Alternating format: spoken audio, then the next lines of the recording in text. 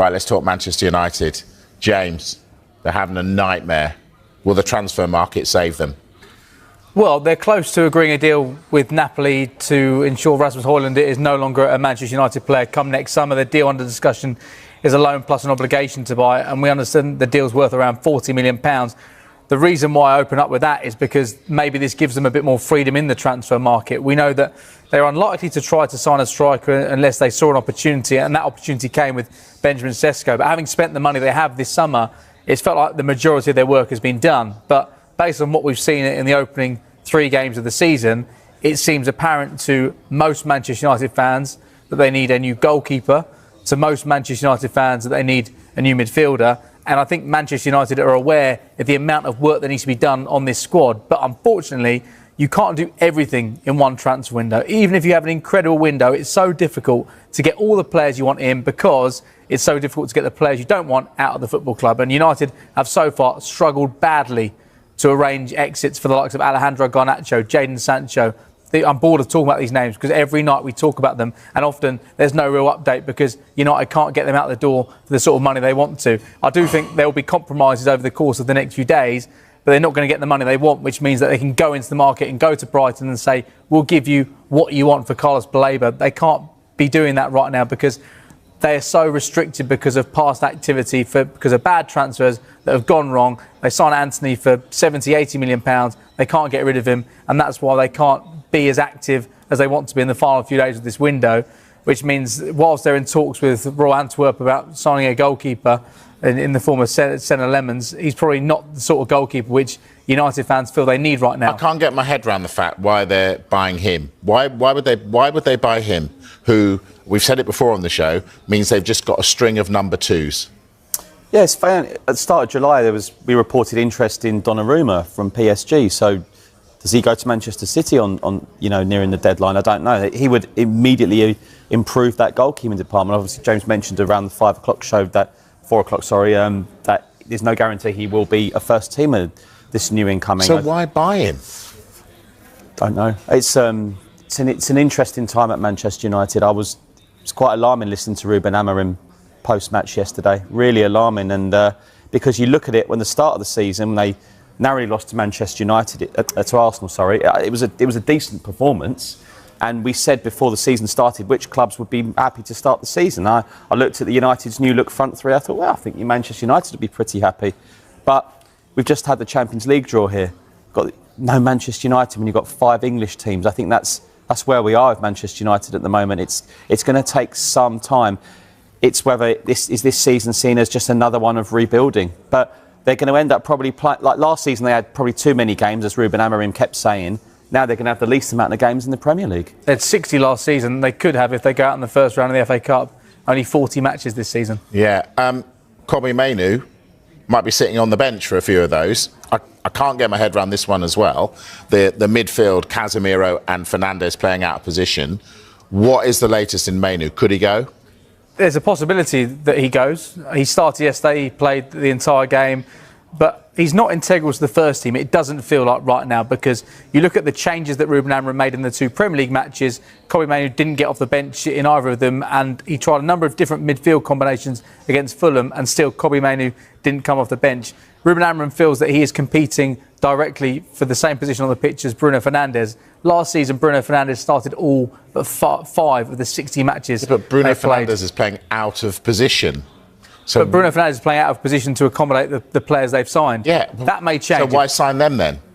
If Fernandes was their best player in the number 10, playing at number 10, why sign 2 number 10s and play him out of position where he's struggling when they've got a player on the bench who's better in that position? Because when you look at Bruno Amorim's formation, those number 10s are wide number 10s. They're players that need to have pace. That's one thing Bruno Fernandes doesn't have. So the only natural fit or the most suitable fit for him in that system is playing in midfield in one of the 2 midfield positions, which means the role of the other midfielder is so important because defensively you need to do a huge amount.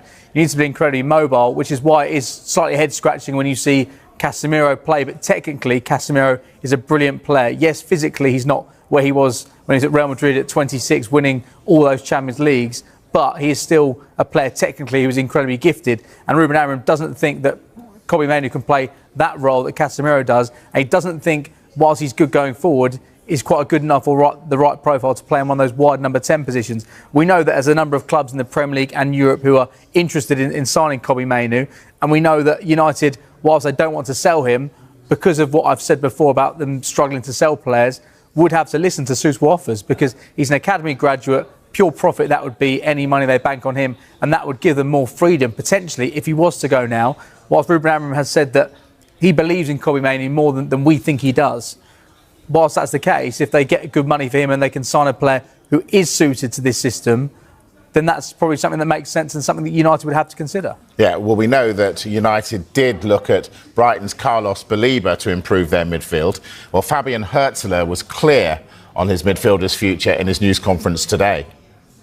Crazy things can happen in the last week and clubs can get desperate and make big offers, but are you 100% confident that come September the 2nd, Carlos Baleba will still be a Brighton player? Yes. Yeah. If there's a number more than 100, I even would say more than 100. So fantastic. I'm confident. Yeah.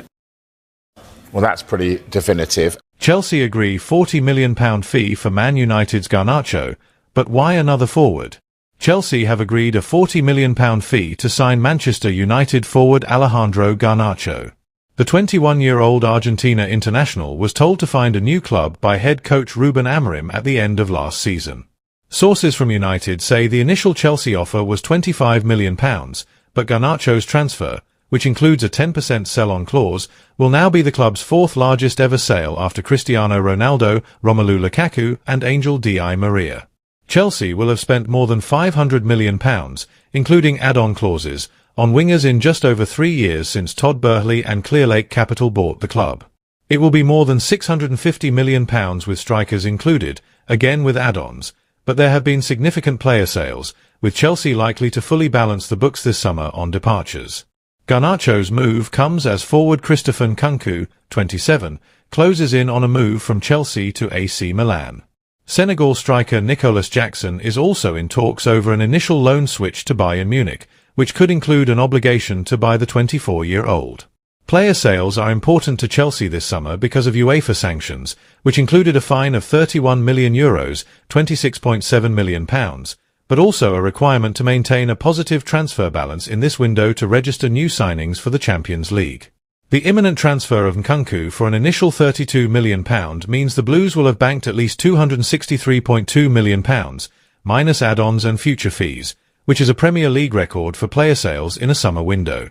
They had already surpassed their previous highest total of £215.9 million, set in 2023, prior to the confirmation of the Frenchman's departure. Garnacho held talks with Chelsea in January when his priority became a move to Stamford Bridge, and United initially wanted £60 million for him. As a homegrown player, having joined United's youth system from Atletico Madrid as a 16-year-old in 2020, the fee will also be important towards meeting the Premier League's profit and sustainability rules, PSR. The Old Trafford club have already spent £200 million on a new forward line of Benjamin Sesko, Mateus Cunha and Brian Bumo. Garnacho's last competitive game for United was May's Europa League final, after which he questioned Amorim's decision not to start him in 1-0 defeat by Tottenham.